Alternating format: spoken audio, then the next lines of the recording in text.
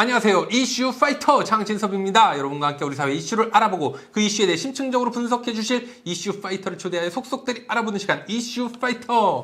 오늘의 이슈 파이터 오광년 전 시의원님과 함께 하겠습니다. 안녕하세요. 안녕하십니까. 왜 이렇게 하루에 2개씩 찍고 그러세요 맨날 요새? 할 내용이 그렇게 많은가 봐요? 할 얘기가 너무 많죠 요즘. 그러니까 매주 나오시면 되는데 뭐 한 주씩 쉬니까 그래요. 제가 쉰 건 아닌 것 같은데. 왜 이렇게 바쁘신 거야? 제가 쉰 건 아닌 것 같은데요. 그래요? 우리 PD님이 바꿔 왔나? 그렇죠. 자, 민주당 혁신위원회 출범. 혁신위원 7명이 발표가 됐습니다. 예. 지금 어떻게 제대로 할런지, 어떤 분들이 지금 이렇게 혁신위원으로 이게 임명이 됐는지부터 한번 설명 좀 부탁드리겠습니다. 그 민주당 혁신이 구성하는데 우여곡절 많았잖아요. 더군다나 혁신이 하면은 제가 또 누굽니까? 그 대전시당 혁신위원회 총괄 간사로 그러니까 대전시당의 14개 혁신안을 만들어내는데 혁혁한 공로를 세운 그 전직 그 혁신위 총괄 간사 아닙니까? 그러니까요. 그 14개 중에 몇 개 혁신됐어요? 지금 거의 다 하고 있죠. 와, 예. 실제로.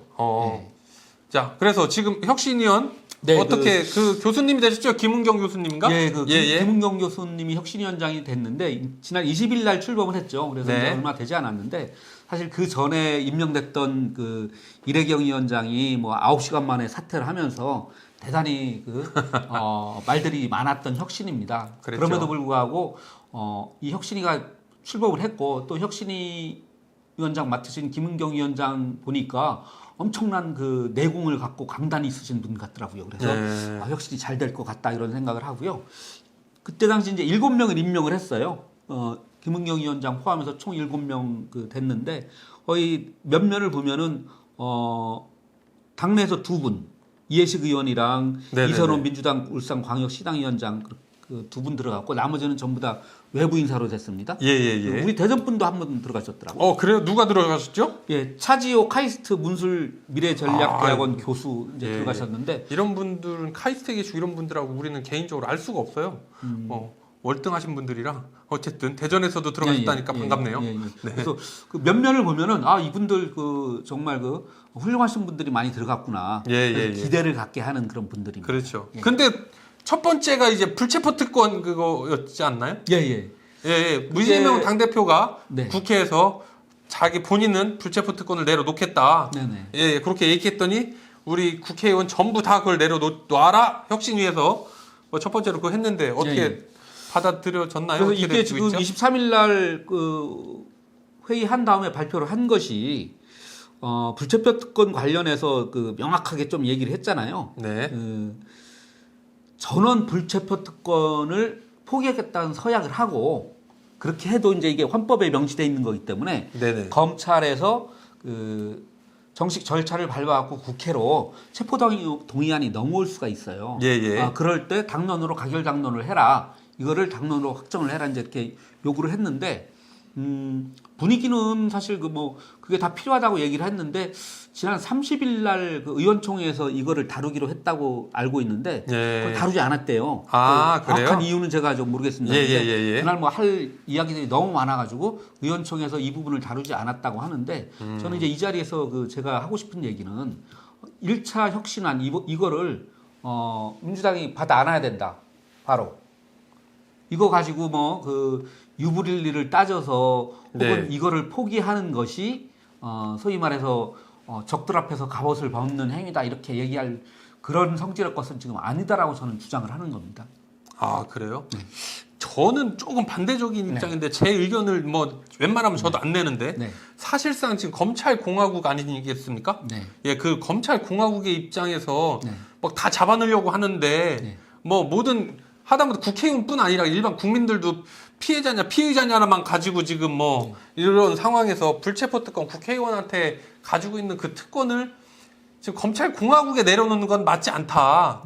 사실은 그런 게 좀 있거든요. 그래요?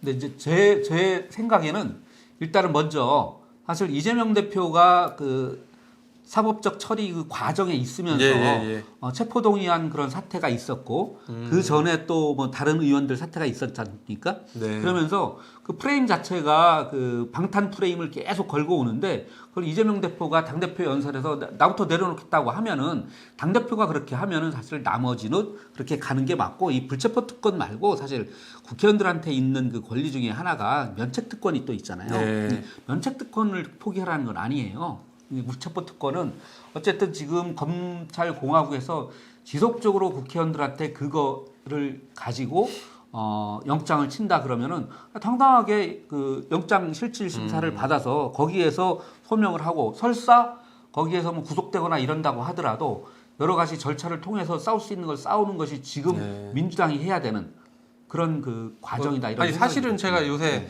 그 송영길 전 당대표가 이것저것 나와서 말씀하시는 거를 들었는데 굉장히 이해가 가더라고요. 이게 불체포 특권 내려놓는 것은 말이 안 된다 이렇게 말씀을 하시더라고요. 아니요, 저는 그렇게 생각하지 않습니다. 그게 실제로 충분하게 헌법기관으로서 할 수 있는 거지만은 지금 시기가 상황이 민주당의 상황이 뭐 어쨌든 그거는 받아들이는 것이 맞다. 이런 것까지 다 혁신위에서 그렇죠. 첫 번째로 이제 우리가 내세운 거니만큼 자 그렇다면 이제 앞으로 우리 민주당 더불어민주당의 혁신위원이 어떻게 좀 진행이 나갈 것 같고 또 어떻게 하는 것이 올바르게 나가는 것일지 한번 오광영 전 의원님의 생각을 좀 한번 듣는 시간 갖도록 해보겠습니다. 지금 사실은 이제 민주당이 그 밖으로는 뭐 후쿠시마 오염수라든가 그 여당의 각종 폭정에 맞서서 싸우는 그 투쟁을 이거는 뭐 늦출 수 없이 계속 해야 되는 거라고 생각을 해요.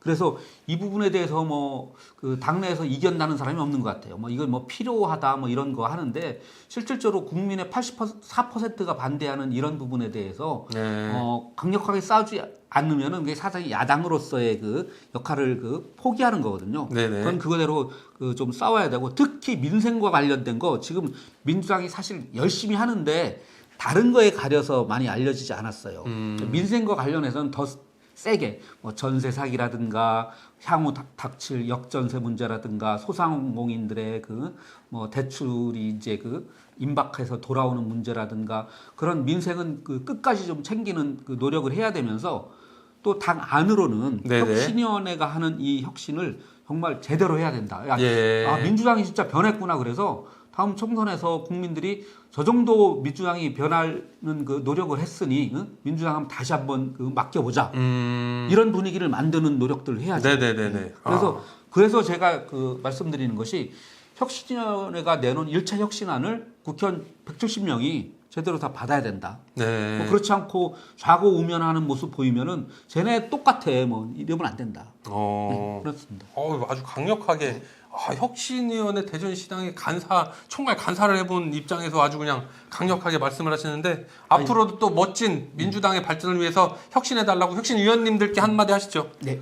혁신위원님들 그 고생 많으십니다. 절대 다른 어떤 그 외압에 굴하지 않고 민주당을 제대로 혁신하기 위해서 끝까지 매진해 주시기 바라고요. 당원들의 99%가 혁신위원님들을 응원하고 있다는 것을 꼭 기억해 주십시오. 화이팅! 화이팅입니다. 자, 오늘 오광연 전 시의원님과 함께하는 이슈시계 민주당의 혁신이 출범에 대해서 한번 이야기 나누어 보았습니다. 다음에는 더욱더 새롭고 알찬 이슈로 여러분과 함께하도록 하겠습니다. 구독, 좋아요, 댓글 꼭 부탁드리고요. 끝까지 함께해 주신 구독자 여러분, 시청자 여러분 진심으로 감사드립니다. 이슈 파이터!